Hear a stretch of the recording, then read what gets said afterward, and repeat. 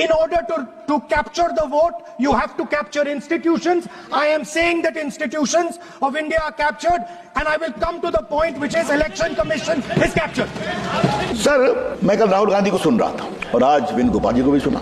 Institutions को compromise करते हैं, हम बाकी करते हैं। तो आज थोड़ा मैं कहानी खोलना चाहता हूं इस डिबेट में सर, और मैं बहुत विनम्रता से कह रहा हूं, मुझे अनुमति दीजिए। राष्ट्रपति के साथ मजाक किसने किया था? फखरुद्दीन अली अहमद को बिना कैबिनेट के अप्रूवल के इमरजेंसी का प्रस्ताव दस्तखत करने पर मजबूर होना पड़ा। अब तो राष्ट्रपति के साथ कांग्रेस।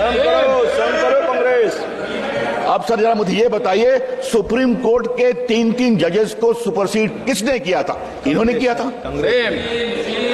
और सर HR खन्ना इमरजेंसी में उन्होंने डिसेंट दिया था कि इमरजेंसी में भी भारत के नागरिकों के संवैधानिक अधिकार को कॉम्प्रोमाइज नहीं करेंगे। सर ये बात करते हैं हम पर।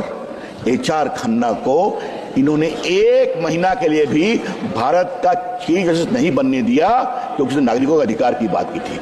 हमको आप कहते हैं हम संस्थाओं का सम्मान नहीं करते। याद करिए सर, संपादकों को जेल में बंद, प्रेस की सेंसरशिप। अब सर मैं 2 चीफ इलेक्शन कमिश्नर की बात करूंगा।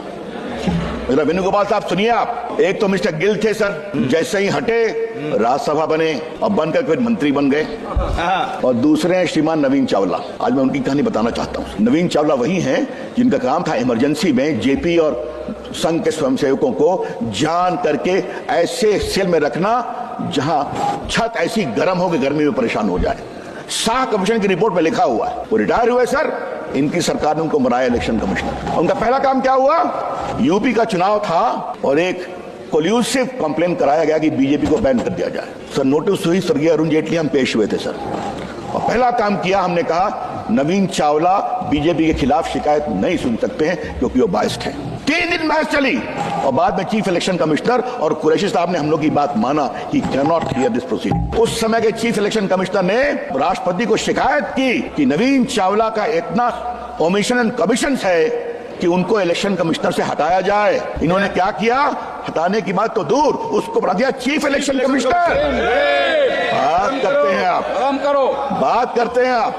ये आपका इतिहास। क्या राष्ट्रपति, क्या सुप्रीम कोर्ट के जजेस, क्या एडिटर, क्या प्रेस सेंसरशिप और क्या 2 चीफ इलेक्शन कमिश्नर।